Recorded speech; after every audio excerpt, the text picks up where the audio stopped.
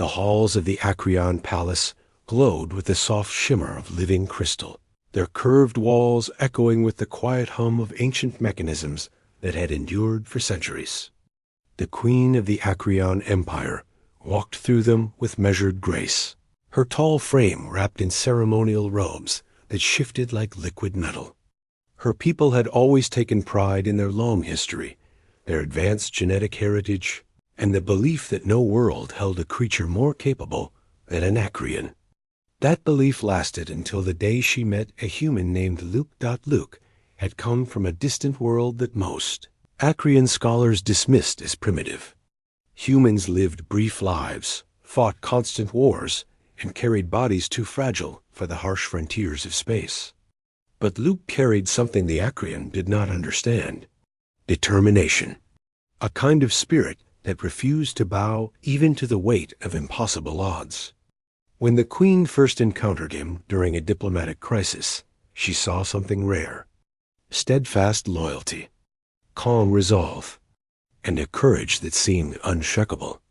She chose him as her husband, not for politics, but for the strange strength she sensed within him.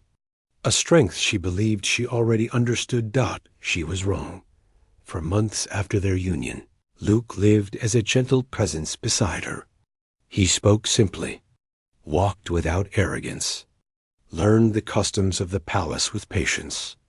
The court treated him like a polite curiosity. The queen believed he was simply a modest soul whose greatest value lay in his loyalty and his insight. She never imagined the depths that lay hidden. The revelation came on a day the Acreon Empire faced its greatest threat in 200 years. A warning tremor echoed through the palace as massive vessels appeared at the edge of the system. They belonged to the Choron Dominion, a relentless warfaring species whose bodies were built for destruction. The Choron demanded unconditional surrender or annihilation. Their ships dwarfed the Acreon fleet, their weapons carved through shields like vapor. Their warriors could tear apart armored doors with their claws alone. The Queen gathered her council to prepare for evacuation. She intended to lead her people to safety while they still had the chance. Luke listened in silence as the council argued. They lamented the weakness of their defenses and the inevitable end of their empire. They discussed hiding the Queen deep beneath the crystal forests. Some even muttered that the human husband should be kept out of the way, because he could not contribute. Luke remained still, until the Queen placed a hand on his arm and told him gently that she wished him to stay by her side, but that he should not risk himself when the invasion began. Her voice trembled ever so slightly. She believed they might not survive. Luke nodded quietly. Then he asked a simple question. "Where are the palace armories?" The Queen blinked in confusion. She assumed he wanted to help guide civilians. But he clarified. He wanted to prepare. The council exchanged looks of pity. One advisor murmured that a human arm would snap, trying to lift the shock pikes stored there. The Queen touched Luke's shoulder and insisted that she valued his courage, but could not allow him to harm himself. Luke gave her a calm smile, one she had seen many times before, a smile that hinted at something she could never quite grasp. The alarms rang a moment later as the enemy began landing pods across the capital. The Queen ordered her guards to escort Luke to safety, but Luke shook off their guidance with a firmness that startled even the seasoned soldiers. Without raising his voice, he told them he had something to show them, something he had hidden because he believed it would never be needed here. With steady steps, he walked to the nearest sealed armory door. The guards followed, unsure whether to stop him or protect him. The Queen came after them, her heart unsteady with confusion. The armory door was made of crystalline alloy, forged to resist plasma and impact. Even an Acreon warrior would strain to move it without the access codes. Luke placed his hand against the center of the door. The guards exchanged concerned glances. Then they froze. The metal began to bend. The Queen's eyes widened as the door folded inward like softened wax. Luke's arm did not tremble. His breath did not quicken. He simply pushed until the locking bolts snapped one by one. The door fell open with a dull echo. Silence followed. The guards stared as Luke walked inside and lifted a shock pike with one hand. It was a weapon designed for heavy Acrian troops. A weapon that required reinforced musculature. Luke carried it as easily as a walking stick. The Queen stepped forward. Her voice was quiet. "How long have you been hiding this?" Luke answered calmly. "Since before he came to the palace." His world had taught him to remain unnoticed when possible. Humans had a history of being underestimated. Sometimes it helped them survive. Sometimes it helped them win. Before the Queen could respond, the walls shook as Khoran troops breached the outer tiers of the capital. The guards prepared to make their final stand. Luke stepped between them and the entrance. "Let me go first." The Queen wanted to refuse. She wanted to command him as her husband to stay safe. But something in his eyes told her that this moment was not what she feared. It was what he had been built for. As the first wave of Khoran charged down the corridor, Luke moved forward with a calmness that defied every fear in the air.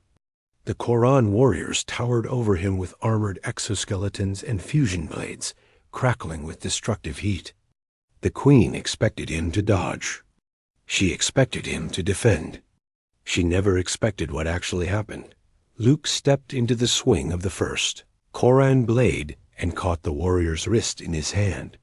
The armored plate groaned under the pressure, then shattered. Luke twisted sharply and sent the warrior crashing through a wall. The next, Khoran raised a cannon. Luke hurled the shock pike with such force that it pierced straight through the weapon and pinned the warrior to the ground. Luke did not pause. He vaulted forward with speed that blurred through the air. Each strike landed with impossible power. Claws shattered. Armor buckled. The ground cracked under the weight of the impacts. The Queen stood frozen. Her mind struggled to understand. Human strength was supposed to be limited compared to Acrian standards. Yet Luke fought like a force of nature, like a storm given shape. One guard whispered in awe, asking if all humans were like this. Luke heard and answered between strikes. Not all. Only some who trained for years under harsh gravity and harsher wars. Humans never had the luxury of assuming the universe would be kind. They learned to overcome everything that tried to break them. Wave after wave fell before him. The Khoran advanced with roars of fury, but each group collapsed faster than the last. Luke fought not with rage, but with focused precision. Every motion controlled. Every strike intentional. He fought like a man who had spent his whole life preparing for a threat greater than himself. A man who understood exactly what was at stake, that the Queen watched as her palace guards found renewed courage behind him. They charged forward, following the path he carved through the enemy. The Khoran forces faltered for the first time in their long history of conquest. They retreated from corridors they had believed would fall easily. They regrouped behind their heavier units, which fired barrages of plasma, meant to overwhelm any living creature. Luke stepped in front of the guards and took a deep breath. The Queen shouted for him to fall back. He refused. The plasma struck him squarely. The blast lit the entire hall in searing light. When the glow faded, Luke still stood. Smoke curled from scorched cloth. His skin was reddened, but his stance did not waver. He turned toward the heavy unit and spoke with a steady voice. "My turn." He charged. The floor cracked under his sprint. He leapt onto the armored unit and ripped open the cannon housing. Sparks erupted as he smashed the inner core. The explosion sent the Khoran unit tumbling backward. The palace trembled with the force of battle. Yet through it all, Luke advanced until the remaining Khoran withdrew entirely from the capital spire. Their commander sent an urgent transmission, ordering a full retreat from the surface. The Dominion had never expected to meet resistance like this. Certainly not from a single human. Hours later, when the last enemy vessel fled the system, the capital fell silent once more. The Queen approached Luke as he stood among the shattered crystals and scorched metal. The guards kept a respectful distance. The Queen placed her hand gently over his. She asked him why he had hidden so much of himself. Luke answered softly. He came to her world not to conquer or impress, but to build a life of peace. He believed his strength belonged only in the past. He never wanted to frighten her. The Queen told him she was not frightened. She was honored, not because of his power, but because he had chosen to fight for her people with everything he was. Something no Acreon had ever done with such devotion got in the days that followed the Empire rebuilt. News of the human who had turned the tide spread across every province. Some called him a guardian.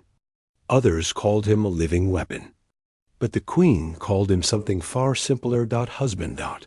And for the first time in countless generations, the Acrean Empire realized that the universe still held secrets greater than their knowledge. That strength was not defined by genetic design or ancient heritage. It could appear in the most unlikely forms. In the hands of a quiet human who chose peace but carried the power of a world hardened by struggle.